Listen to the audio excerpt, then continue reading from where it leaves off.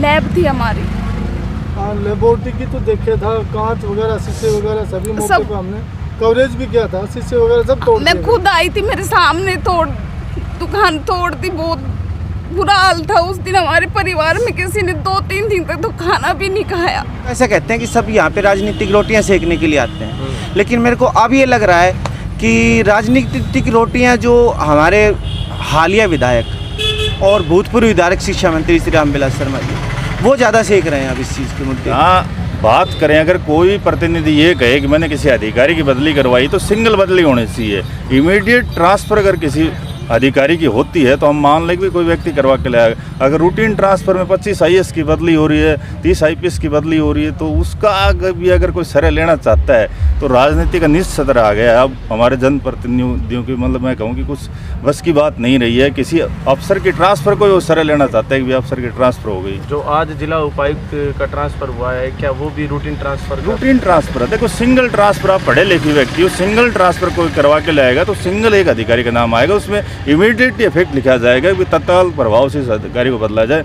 अगर शर्मा जी उसी दिन तीनों अधिकारियों की बदली करवा लेते तो हम मान लेते कि वो पावर में है। लेकिन अब रूटीन ट्रांसफ़र मान लिया, SDM की 15 दिन बाद ट्रांसफ़र होगी तो उसको भी कह देंगे कि हमने करवाई। अगर करवानी थी तो उसी रात को करवाओ, तब हम मानेंगे आपकी पावर है। इस टाइम बहुत परेशान है क्योंकि मेरे पति की दुकान तोड़ दी यहाँ थी। मैं बहुत दुखी हूँ, मेरा पूरा परिवार बहुत दुखी है। ये एक ही घर में एक इंसान थे कमाने वाले। मेरे से बोला नहीं जा रहा। बस हमारे घर की कंडीशन इस टाइम बहुत ख़राब है। किस चीज़ की दुकान थी आपकी? हमारी लेबोरेटरी थी, लैब थी हमारी। हाँ, लेबोरेटरी की तो देखे था, कांच वगैरह शीशे वगैरह सभी मौके पे हमने कवरेज भी किया था, शीशे वगैरह सब तोड़ मैं खुद आई थी, मेरे सामने दुकान तोड़ दी। बहुत बुरा हाल था उस दिन। हमारे परिवार में किसी ने 2-3 दिन तक तो खाना भी नहीं खाया और अभी भी ऐसी स्थिति बनी हुई है, खाने के लिए कुछ नहीं है इस टाइम। और ये एक ही इंसान थे, हमारे 8-9 मेंबर हम घर में, और ये एक ही थे कि कमाने वाले। बस घर में अब कुछ राशन भी नहीं बचा। बस इस टाइम हमारी कंडीशन बहुत ख़राब और सरकार हमारी बिल्कुल भी नहीं सुन रही, बिल्कुल भी सुध बुध नहीं ले रही हमारी, बिल्कुल भी। गर्मी में बच्चे दोनों, मेरे एक बड़ा वाला बेटा गुड़गांव पढ़ता है, वो घर पे ही बैठा है। 1-1.5 महीना हो गया, उसकी फीस जमा नहीं हो पा रही। मैं नहीं बोल पाऊंगी इससे ज़्यादा। हाँ जी बहन जी, आप क्या कहना चाहेंगे? हमारी दुकान थी वह तोड़ दी। मेरा आदमी अपाहिज है, कोई किस घर चीज़ में की दुकान थी आपकी? मिस्त्री था, छोटा मोटी काम करया करता हो रही हो है तो तोड़ दी। कोई हमारा सहारा नहीं, वो भी अपाहिज है। हम किससे गुजारा चलाई? हमारा और कोई सहारा भी नहीं है। घर का कोई सहारा नहीं है? आजीविका कोई सहारा नहीं है जी हमारा। था अपाहिज है मेरा आदमी, और कोई सहारा भी नहीं है। कोई सरकार सुनती नहीं है। 1 महीना 8 दिन है आज बैठे भी नहीं जाते उनसे। हाँ जी, प्रीति, आपके पापा की भी यहाँ दुकान थी? हाँ जी। कौन सी दुकान थी? प्रेस की दुकान थी। वो यहाँ पर बैठे हैं अभी? हाँ, यहाँ पे बैठे हैं। आप कितने बहन भाई हैं? 2 बहन भाई हैं, यहीं दोनों पर पढ़ हैं? रहे हैं। दोनों यहीं पर हैं? हाँ, दोनों पढ़ रहे हैं। भाई क्या करता है? भाई भी पढ़ रहा है। कौन सी क्लास में? B.Tech कर रहा है वो। B.Tech कर रहे हैं। हाँ जी। वो यहाँ उसकी पर बैठे फ़ीस हैं? देने के लिए नहीं है। हाँ जी? और फीस देने के लिए नहीं है, फीस है इतनी और दुकान तोड़ दी। आज 35 दिन हो गए हैं यहाँ पे बैठे हुए मेरे पापा को। बिल्कुल गुमसुम रहते हैं, बिल्कुल ऐसे हो गया है कि कुछ नहीं है खाने पीने के लिए। इतने परेशान रहने लग गए हैं, कुछ कहने के लिए भी नहीं बचा। अब तो सरकार कुछ भी नहीं सुन रही है हमारी। इतने दिन से बैठे हैं हम लोग।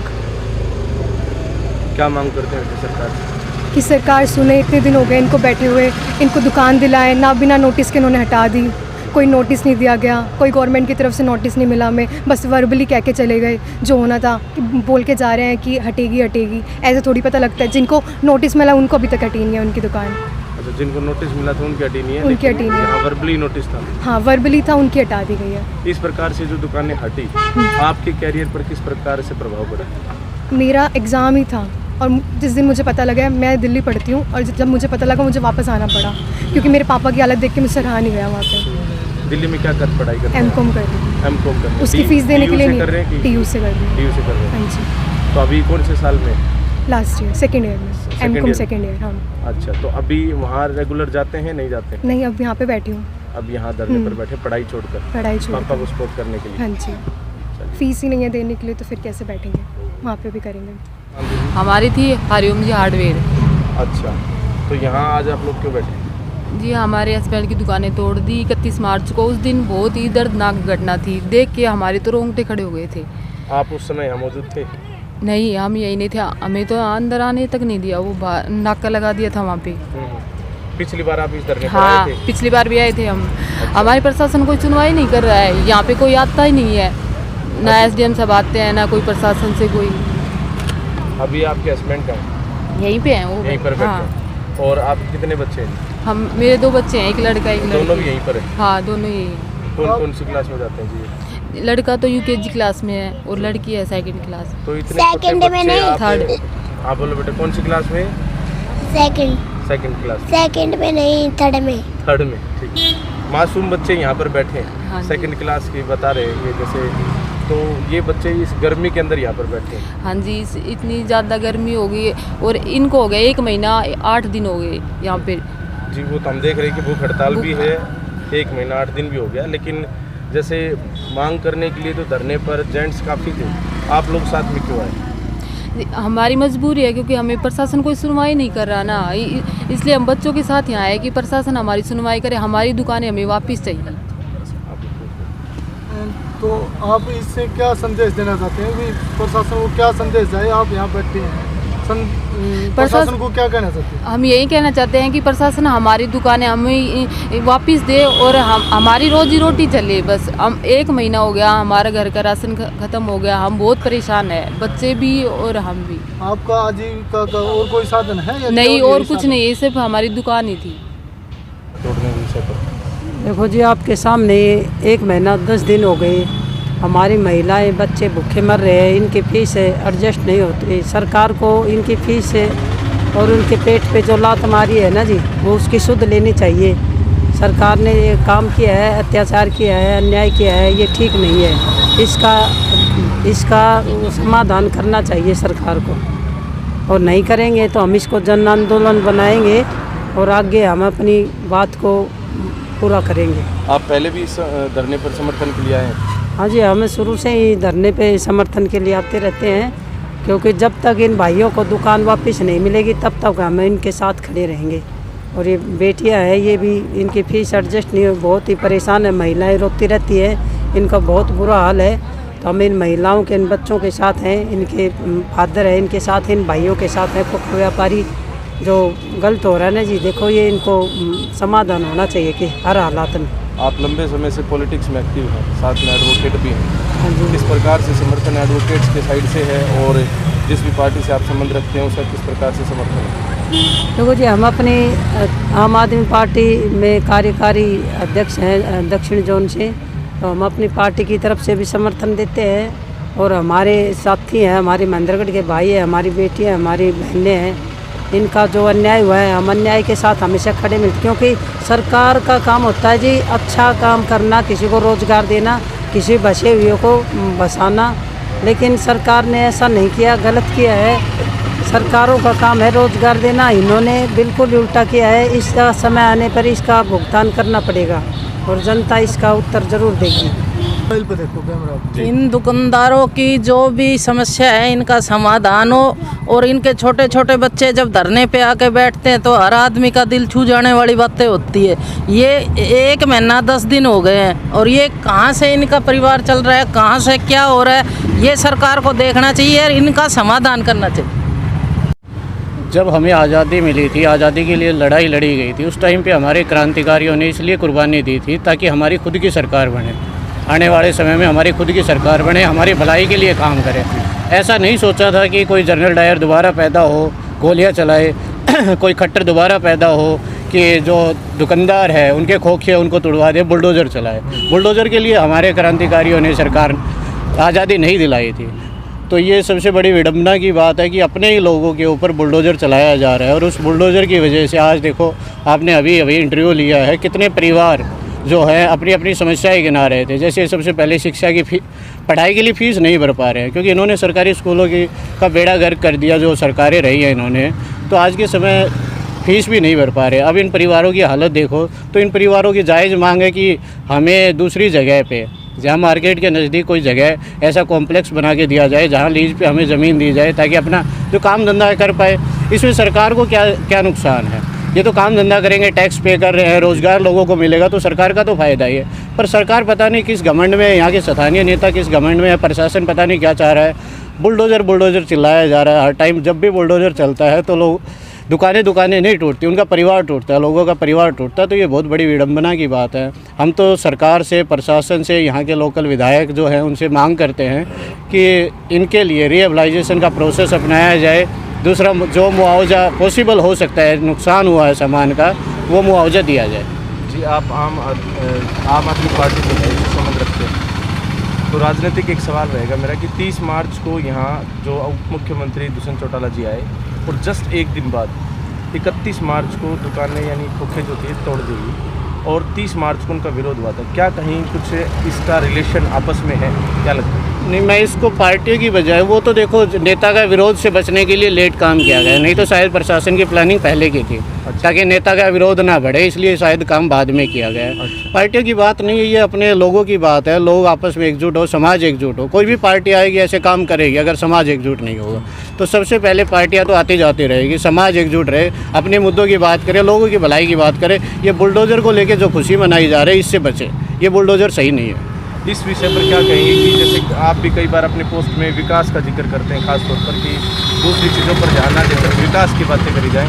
आज यहाँ पर टाइल्स लगा दी गई हैं और विकास के नाम पर ये खोखे हटाए गए। विकास लोगों के दुकानें तोड़ के नहीं होता है। विकास देखो, अब कौन सा विकास हो गया? वहाँ खंबे भी गड़े हुए, वहाँ कोई भी काम नहीं हुआ है। वहाँ पेड़ हैं सारे हैं, वही खाली जगह पड़ी। अगर किसी का रोज़गार चल रहा था, अगर विकास करना है, यहाँ ज़रूरत थी, मान लो रोड चौड़ा करना है, तो रिहेबिलाइजेशन करो। आप एक मार्केट में स्पेस अवेलेबल करवाओ। थोड़ा सा खर्चा लगता है, इतने पैसे, इतने हेलीकॉप्टर उड़ रहे हैं नेताओं के, एक कॉम्प्लेक्स नहीं तैयार कर सकते क्या हम? कौन सी बड़ी बात है? लोगों की भलाई के लिए सरकार कब सोचना शुरू करेगी? ये बड़ी विडंबना है। और हम भी, समाज इकट्ठा होगा तो सोचना शुरू करेगी। बहुत बहुत धन्यवाद जी। बाकी मोनी भाई, आप भी काफ़ी एक्टिव रहते हैं इन सभी मसलों में, क्या कहेंगे इस विषय पर? जैसे इस विषय का आपने पता किया, भाई तेजपाल ने बताया, खोखा व्यापारियों ने बताया, पिछले 1 महीने से जो 31 मार्च तक था, ये काला दिन जो शहर के लिए था, अब ये खोखा व्यापारी बैठे हैं, आम समाज बैठे हैं। कभी भी मेहंदड़ में इस तरह की हरकत कभी नहीं हुई।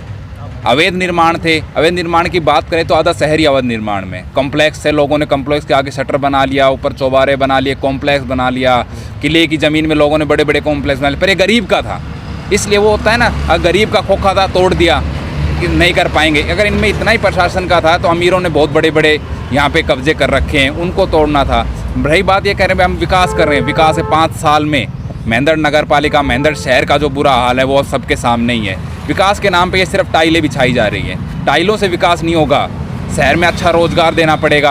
अच्छा, अगर इनको रोड चौड़ा करना था, ऐसा तो यहाँ पे इस रोड ऐसा था भी नहीं कि यहाँ पे ज़्यादा कंस्ट्रक्शन था, ज़्यादा भीड़ थी, भाई साधनों को निकलने की दिक्कत थी।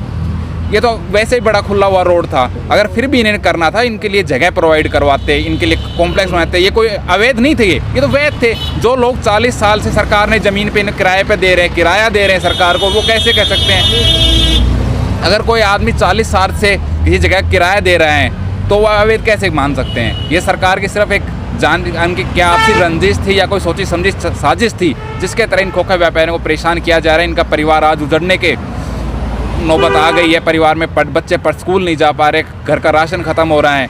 तो मैं सरकार से अनुरोध करूंगा कि इस चीज़ को जल्दी से जल्दी इन्हें कोई जगह प्रोवाइड कराए, जिनका जो नुकसान हुआ है वो उनका नुकसान की भरपाई की जाए और उनका जो महीने भर से जो इनकी आमदनी ख़त्म हो गई उसे तुरंत प्रभाव से इन्हें लागू किया जाए। हाँ जी, एडवोकेट साहब, आप यहाँ पर आए हैं समर्थन देने के लिए, क्या? जी, 31 मार्च को जो सरकार और प्रशासन ने दुर्भावनापूर्ण कार्रवाई की है गरीब आदमियों के साथ, वो बिल्कुल गलत की है। उसका हम विरोध करते हैं। ये 40-50 साल से शांतिपूर्वक अपना रोजगार चला रहे थे, अपना परिवार चला रहे थे। किसी साजिश के तहत सरकार और प्रशासन ने इनको तहस नहस किया, वो बिल्कुल गलत है। और क्या यही इंक्रोचमेंट था? बाज़ार में और भी बहुत से इंक्रोचमेंट हैं। सारी अगर सफाई करनी थी तो सरकार उस तरीके से करती, और इनकी वजह से ना तो यहाँ कोई जाम की सिचुएशन थी, ना किसी को हैरानी परेशानी हो रही थी। मेरी मांग है सरकार और प्रशासन से कि इनको इसी जगह स्थापित किया जाए, और इसी जगह स्थापित करने में अगर कोई दिक्कत है तो दूसरी जगह तुरंत प्रभाव से की जाए। आज आप देख रहे हैं बच्चे महिलाएं बैठे हैं, बच्चों को पढ़ाई की फीस नहीं है, इनके खाने के लाले पड़े हुए। तो बिल्कुल 31 मार्च को सरकार ने जो कार्रवाई की बिल्कुल गलत की और तुरंत प्रभाव से इनका समाधान किया। जी, आप भूख हड़ताल पर बैठे थे? हाँ जी। क्या नाम है आपका? मेरा दयाराम। दयाराम जी, आपने पहले भी भूख हड़ताल की है यहाँ? हाँ जी।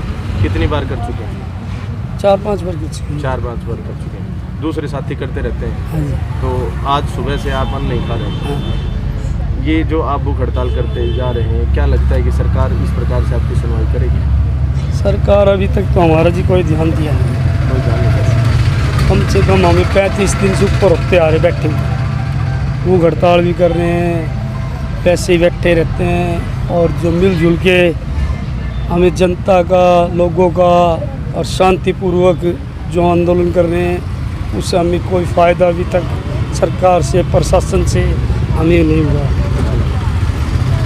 तो अभी किस चीज़ की दुकान थी आपकी? अपनी प्रेस की थी जी। प्रेस की दुकान थी। अच्छा, आपके बच्चे यहीं पर बैठे? हाँ जी, बच्चे यहीं बैठे हैं। पिछले संडे भी यहाँ पर बैठे? हाँ थे? जी। तो बच्चों को धूप में लाने की क्या जरूरत है? आप लोग काफी बच्चों ही है जी, भूख हड़ताल पर भी बैठे हैं, आप धरने पर बच्चे बैठे हैं, बार बार आप लोग कहते हैं बीमार हो जाएंगे। हाँ जी, बीमार तो हो ही रहे हैं जी। राम नर्सिंग होम में एडमिट थे दोनों, मम्मी उसकी और ये बिटिया 2 दिन एडमिट रहे वहाँ पे, दस्त उल्टी लग गए थे। फिर भी मैं आज उनको लेके आया। नहीं, एक जैसे होता है ना कि बच्चे हैं, मान लो महिलाएं जो भी हैं, इनको तो घर पे रहना चाहिए। आप लोग लड़ाई लड़े पारिवारिक, मतलब कि इसको हम ये सोचते हैं सरकार सुनाई कर ले, उनको दिखाई दे कि हम जानबूझ के तो नहीं बैठे। बच्चे परेशान हो रहे हैं, इसलिए बच्चे को भी हम दिखाने लगते थे, आ जाओ, हमारी कोई सुनाई नहीं। सही। आपका क्या नाम है साहब? गणेश लाल। गणेश लाल जी, आपकी किस चीज़ की दुकान थी? मेरी कन्फेक्शनरी की दुकान थी, बिस्कुट की। तो आज आप कितनी बार भूख हड़ताल कर चुके हैं? 4-5 बार बैठ चुके हैं। 4-5 बार बैठ चुके हैं आप। ये जो बच्चों के साथ आप लोग बैठे हैं, हाँ जी, 29 दुकानदार साथी हैं, काफ़ी दिन से, महीनों से बैठे हैं, क्योंकि महीने प्लस हो गया आपको। हाँ जी। भूख हड़ताल भी काफ़ी दिन हो गए। क्या कहेंगे कि ये सब जो आपके साथ हो रहा है, इस विषय पर? हमारे साथ बहुत घोर अन्याय हो रहा है जी। हम प्रशासन से मांग भी कर रहे हैं कि हमारे कुछ करा जाए, हमें कभी यह भी सत्यापित किया जाए, हमारा रोजगार चल सकते हैं, हम अपने बच्चों को पाल सकते हैं, हमारे इसके सिवा और कुछ भी नहीं है। और अन्य कोई रोजगार नहीं है? कोई रोजगार नहीं है। और कोई कमाने वाला हो? कमाने वाला कोई नहीं, दोनों बच्चे ठाल लिए। अच्छा जी, आप इसी साहब को लेकर कुछ करें? देखिए, सबसे पहले तो मैं मीडिया बंधुओं का हार्दिक धन्यवाद करना चाहूँगा, जो पिछले 38 दिनों से हमारे साथ में लगातार जुटे हुए हैं। और मेरे शहर के जो गणमान्य व्यक्ति जो हमारा समर्थन करने के लिए आ रहे हैं, मैं उनका भी धन्यवाद करना चाहूँगा। सभी, जैसे आपको पता ही है कि 31 मार्च 2022 को जो हमारे साथ बर्बरता की गई, वो शायद औरंगजेब के ज़माने में भी नहीं हुई होगी।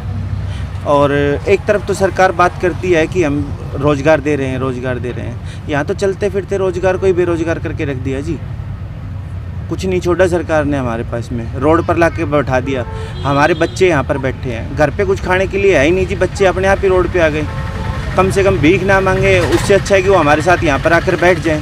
हमारे शहर के लोग जो प्रमुख व्यक्ति हैं, शायद उनकी कुछ आंखें खुल जाए और उनमें मानवता जाग जाए, तो हमारी सहायता करने के लिए जाए, उनसे इतना ही अनुरोध है। डीसी साहब को लेकर आप अभी कुछ? मैं अभी आपसे कह रहा था कि जो आज हमारे 8 मई को अभी जो नए डीसी साहब अपॉइंट हुए हैं, और जिस दिन हमारी दुकानें टूटी 31 मार्च को, उसके बाद में शायद लगभग 1 हफ्ते बाद में यहाँ पर हमारे पास में कुछ हरियाणा सरकार के कुछ नुमाइंदे मिलने के लिए आए थे। तो उनमें शायद जो आज जो अपॉइंट हुए हैं अपने जिला उपायुक्त जी, वो भी शायद उसमें साथ थे। तो उन्होंने तो हमारे को ये कहा था बिल्कुल साफ साफ कि ऐसा कोई लंबा चौड़ा इनका यहाँ पे व्यापार नहीं था कि जिसकी वजह से किसी प्रकार का जाम लगता हो या कोई भी लगता हो। तो डीसी साहब ने भी ये कहा था कि भाई यहाँ पे 8 बाई 8 की दुकानें रख करके ये अपना व्यापार कर सकते हैं, इनसे किसी प्रकार का जाम नहीं लें, ना कोई परेशानी नहीं किसी आने जाने वालों को। तो अब हमारा विचार है कि जैसे ही डीसी साहब पहली मीटिंग में मंगलवार को महेंद्रगढ़ में बैठते हैं, तो हम उनके समक्ष में अपनी समस्या का रखेंगे ताकि वो हमारा समाधान कर सके। तो क्योंकि जब डीसी साहब ने पहले ही ये कहा था कि भाई यहाँ पे काम चल सकता है, तो अब हमारे को उम्मीद जग चुकी है कि हो सकता है कि डीसी साहब 1 या 2 दिन में हमारी समस्या सुनने के बाद में उसका सोल्यूशन कर सकें। एक टाइम लिमिट आपने दे रखी है 14 मई की? बिल्कुल सर, तो वो 14 मई की डेडलाइन फिक्स है।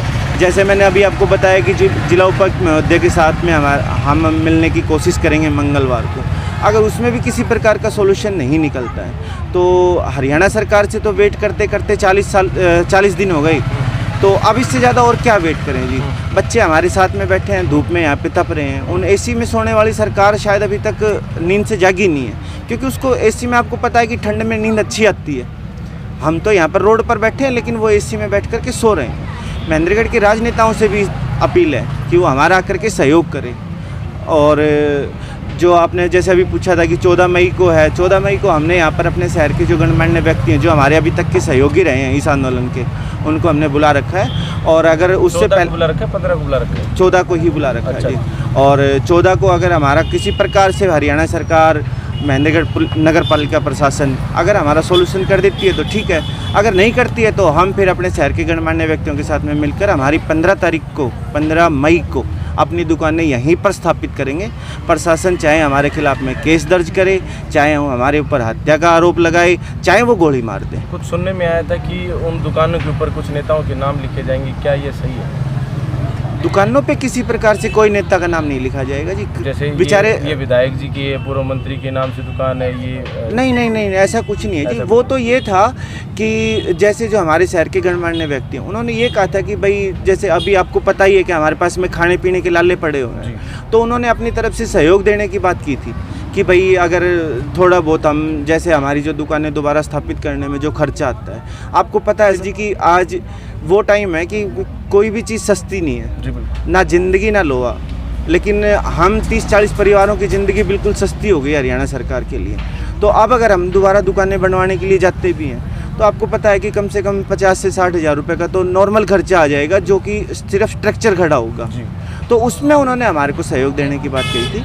हम उन सब का भी धन्यवाद करते हैं। और मैं आपको फिर से यही कहना चाहूँगा कि अगर 14 तारीख तक सोल्यूशन नहीं हुआ तो 15 तारीख को हम अपनी दुकानें यहाँ पर हर हालत में वापस टिका देंगे। छोटा और अंतिम सवाल, यहाँ पक्ष और विपक्ष दोनों तरफ के नेता आ चुके हैं, फिर भी काम नहीं कर पा रहे। देखिए सर, क्या है कि पक्ष और विपक्ष की तो मैं ये बताता हूँ कि अभी तक कुछ लोग ऐसा कहते हैं कि सब यहाँ पे राजनीतिक रोटियाँ सेकने के लिए आते हैं, लेकिन मेरे को अब ये लग रहा है कि राजनीतिक रोटियाँ जो हमारे हालिया विधायक और भूतपूर्व विधायक शिक्षा मंत्री श्री रामविलास शर्मा जी, वो ज़्यादा सेक रहे हैं अब इस चीज़ के मुद्दे के ऊपर। क्योंकि क्या है कि जैसे 40 दिन हो गए हमारे को यहाँ पर बैठे हुए, आज तक बीजेपी का ना तो कोई महेंद्रगढ़ का किसी प्रकार का कोई सदस्य हो, उनके मंत्रिमंडल का कोई सदस्य हो, वो आज तक ना तो दिलासा देने के लिए आया, ना ये कहने के लिए आया कि भाई तुम उठ जाओ यहाँ से, तुम्हारे को कुछ नहीं मिलेगा। तो हमारे को तो जी फुटबॉल बना लिया है विधायक जी ने भी और पूर्व विधायक जी ने भी। तो अभी तक समझ में नहीं आ रहा कि हो क्या रहा है। देखो, हम दुकानदार भाइयों के साथ हैं, 1 महीने से ज़्यादा का समय हो लिया, और जिस प्रकार से महेंद्रगढ़ प्रशासन ने एक तानाशाही रवैया अपना कर जो इनका रोज़गार था, कोई भाई 35 साल से, कोई 40 साल से, 20 साल से, जो नगर पालिका का एक माध्यम होता है उससे बैठे हुए थे, और कोर्ट में ये मामला विचाराधीन था। तो लोकल प्रशासन ने एक तानाशाही रवैया अपनाया और इनके जो खोखे थे वो सारे तोड़े गए। आज 1 महीने से ज़्यादा समय हो गया है। सरकार के जो प्रतिनिधि हैं बार बार ये आश्वस्त कर रहे हैं कि भी आपको वहाँ जगह दे दी जाएगी, 4 दिन का समय दो, 5 दिन का समय दो, लेकिन एक बहुत लंबा समय हो गया है। और कितना आप देख रहे हो कि कितना हैवी टेम्परेचर है, गर्मी का मौसम है, सारे जो हमारे दुकानदार साथी है ये अपने परिवार समेत बैठे हैं। तो हमारी संवेदनाएं इनके साथ हैं और सरकार से निरंतर हम यही मांग करते हैं कि जल्द से जल्द इनका समाधान किया जाए, वरना मजबूरन अब दूसरा तरीका अपनाना पड़ जाएगा, क्योंकि हम ये नहीं चाहते कि भी यहाँ की शहर की शांति भंग हो।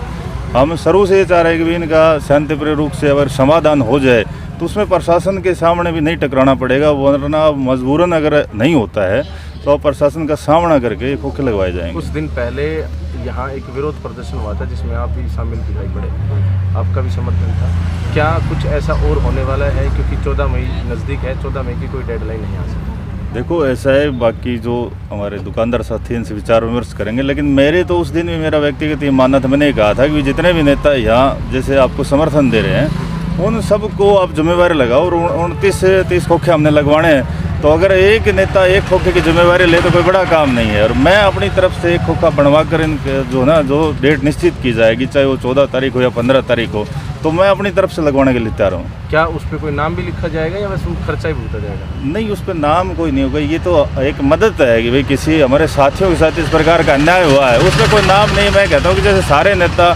सहयोग में है, सब कह रहे हैं कि भाई साथ है, तो अब सरकार का हम इंतज़ार कर लिया, प्रशासन का इंतज़ार कर लिया, तो कहीं ना कहीं हमें भी अब इस पर जो ना टकराना पड़ेगा।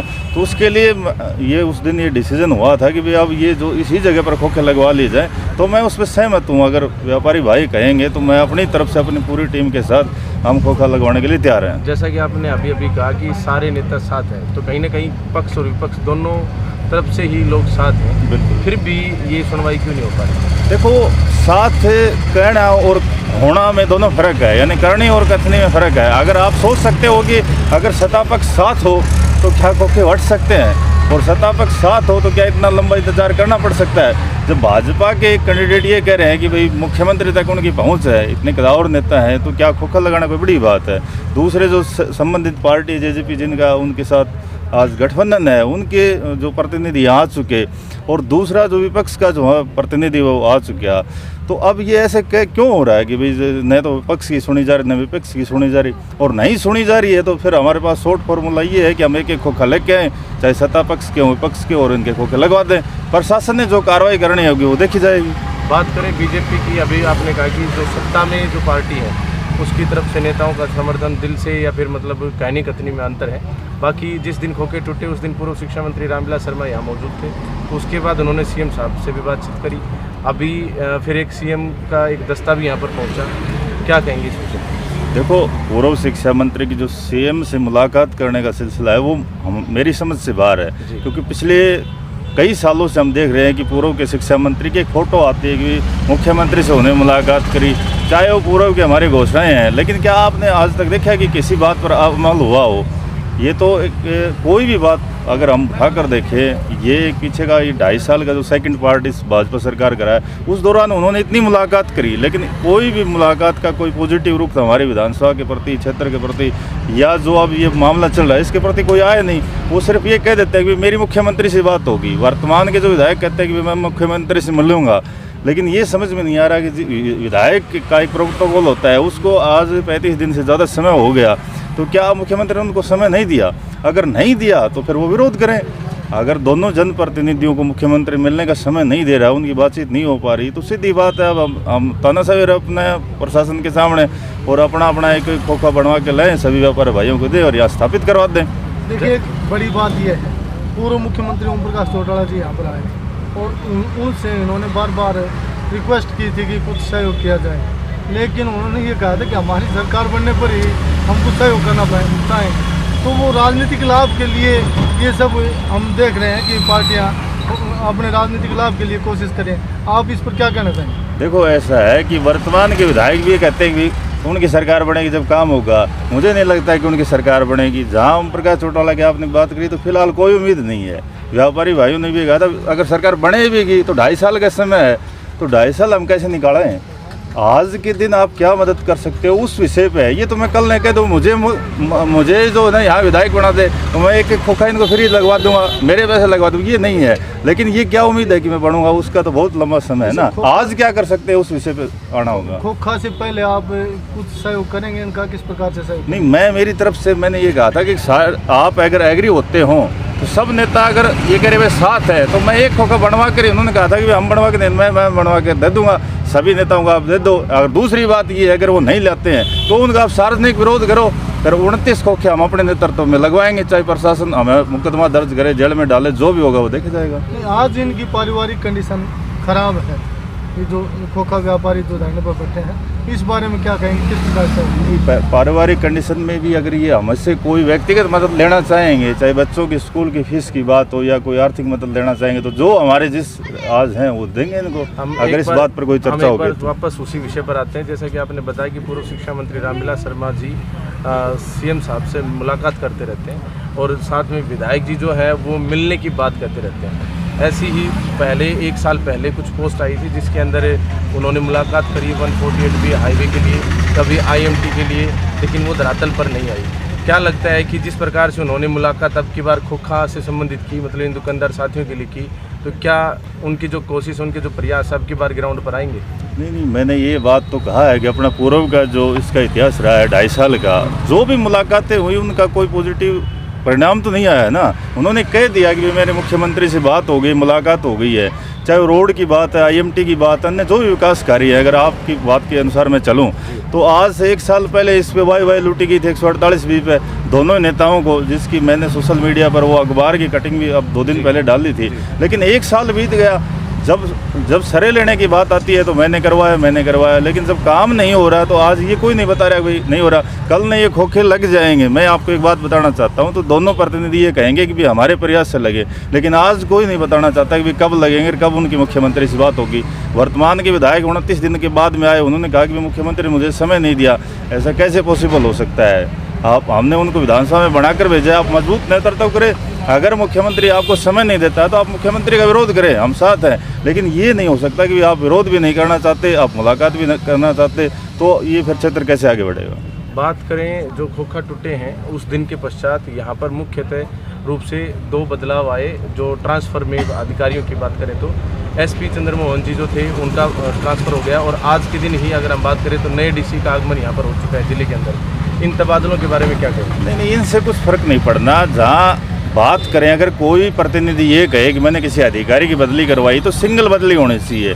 इमीडिएट ट्रांसफ़र अगर किसी अधिकारी की होती है तो हम मान लें कि कोई व्यक्ति करवा के लाएगा। अगर रूटीन ट्रांसफ़र में 25 IAS की बदली हो रही है, 30 IPS की बदली हो रही है, तो उसका अगर कोई श्रेय लेना चाहता है तो राजनीति का निश्चित सत्र आ गया है। अब हमारे जनप्रतिनिधियों की मतलब मैं कहूँ कि कुछ बस की बात नहीं रही है। किसी अफसर की ट्रांसफ़र को वो श्रेय लेना चाहता है कि अफसर की ट्रांसफ़र हो गई। जो आज जिला उपायुक्त का ट्रांसफ़र हुआ है, क्या वो भी रूटीन ट्रांसफ़र? रूटीन ट्रांसफ़र है। देखो, सिंगल ट्रांसफ़र, आप पढ़े लिखे व्यक्ति हो, सिंगल ट्रांसफ़र कोई करवा के लाएगा तो सिंगल एक अधिकारी का नाम आएगा, उसमें इमीडिएट इफेक्ट लिखा जाएगा कि तत्काल प्रभाव से इस अधिकारी को बदला जाए। अगर शर्मा जी उसी दिन तीनों अधिकारियों की बदली करवा लेते तो हम मान लेते कि वो पावर में है। लेकिन अब रूटीन ट्रांसफ़र मान लिया, वो SDM की 15 दिन बाद ट्रांसफ़र होगी तो उसको भी कह देंगे कि हमने करवाई। अगर करवानी थी तो उसी रात को करवाओ, तब हम मानेंगे आपकी पावर है। कई बार यहाँ पर अभी भी हमें सुनने को मिला है कि जैसे अवैध जो खोखे हटाए गए इस नाम से, विकास के नाम से, और ऐसे ही जो अवैध जो निर्माण कह सकते हैं, दुकान कह सकते हैं, खोखे कह सकते हैं, मार्केट में बहुत सारे हैं। क्या कहेंगे मार्केट में इस तरह के अवैध? नहीं, देखो, ये इसको अवैध नहीं कह सकते, क्योंकि नगर पालिका ने जब लगवाए तो अपनी जिम्मेवारी पर लगवाए। इनसे किराया लिया गया, बिजली का कनेक्शन दिया गया, इनको स्थापित क्यों करवाया नगर पालिका ने?